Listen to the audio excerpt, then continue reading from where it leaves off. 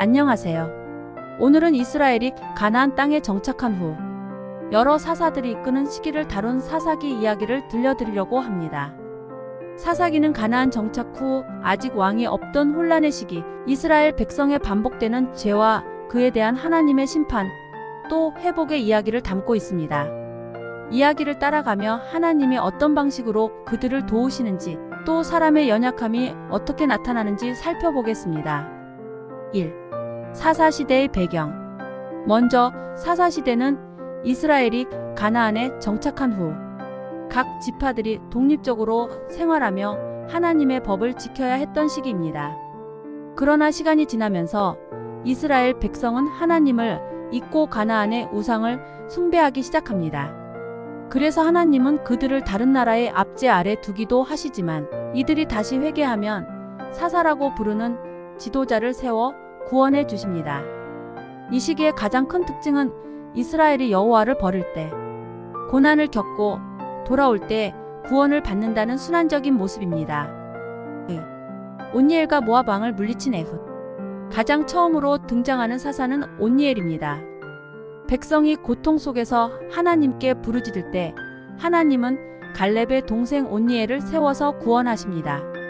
이후에도 백성들은 죄를 반복했고 모압 왕 에글론의 압제를 받게 됩니다. 이때 하나님은 에훗을 사사로 세우십니다. 에훗은 왼손잡이였는데 이 점을 활용해 왕 에글론에게 접근할 수 있었습니다. 그리고 기습적으로 칼을 꺼내어 왕을 처단하고 이스라엘을 구해냅니다. 에훗의 이야기는 하나님께서 때로는 뜻밖의 방법으로 이스라엘을 구하신다는 것을 보여줍니다. 3. 여사사 드보라와 바락. 다음은 이스라엘의 유일한 여사사였던 드보라의 이야기입니다. 드보라는 하나님의 예언을 받고 장군 바락과 함께 가나안 왕 야빈의 군대 장관 시스라를 물리치는 싸움을 준비합니다. 바락은 드보라가 동행하지 않으면 가지 않겠다고 했고 드보라는 바락과 함께 전장에 나섭니다. 결국 시스라는 전쟁에서 패배하고 도망가다 야엘이라는 여인에게 처단됩니다.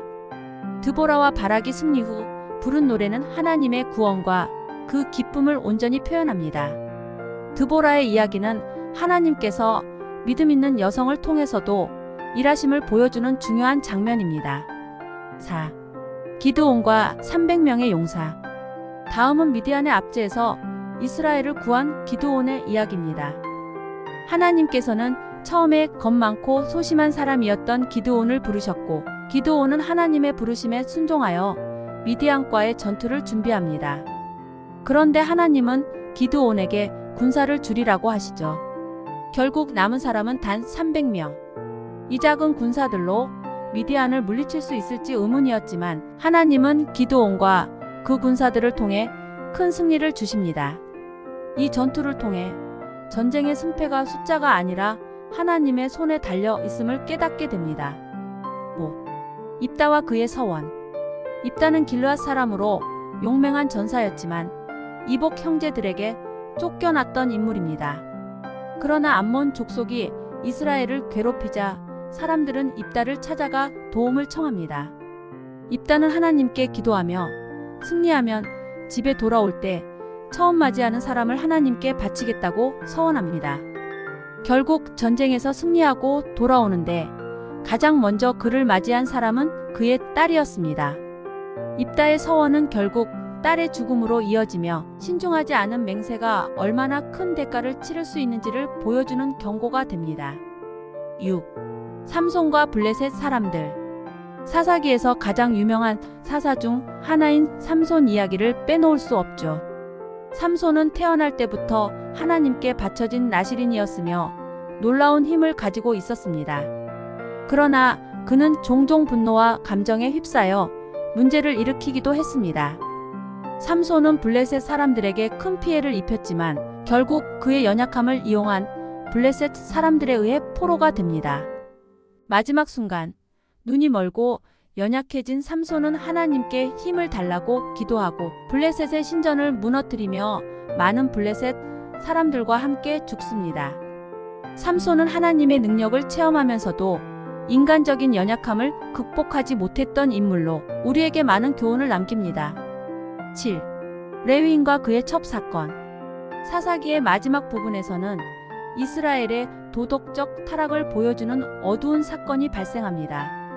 한 레위인의 첩이 기브아에서 비참한 일을 당하고 죽임을 당하는 일이 벌어지자 이 레위인은 다른 지파들에게 사건의 심각성을 알립니다. 이 사건은 결국 베냐민 지파와의 전쟁으로 이어지고 이스라엘 내에서 큰 내전이 발생합니다. 이 사건을 통해 이스라엘의 도덕적인 혼란과 각자 자기 소견에 옳은 대로 행하였더라는 혼돈의 상태가 극명하게 드러납니다. 사사기는 이스라엘이 하나님을 멀리할 때 어떤 결과가 찾아오는지를 반복적으로 보여줍니다. 사사시대는 혼란과 죄악이 가득했지만 그 속에서도 하나님께서는 여전히 그들의 부르짖음을 들으시고 사사들을 통해 구원의 길을 열어주십니다. 사사기 이야기는 신앙에 충실하지 않으면 어떤 혼란이 생기는지 또 하나님이 은혜로 어떻게 회복해 주시는지를 깨닫게 합니다. 추천 구절. 사사기 5장 31절. 여호와를 사랑하는 자들은 해가 힘있게 도둠 같게 하시옵소서.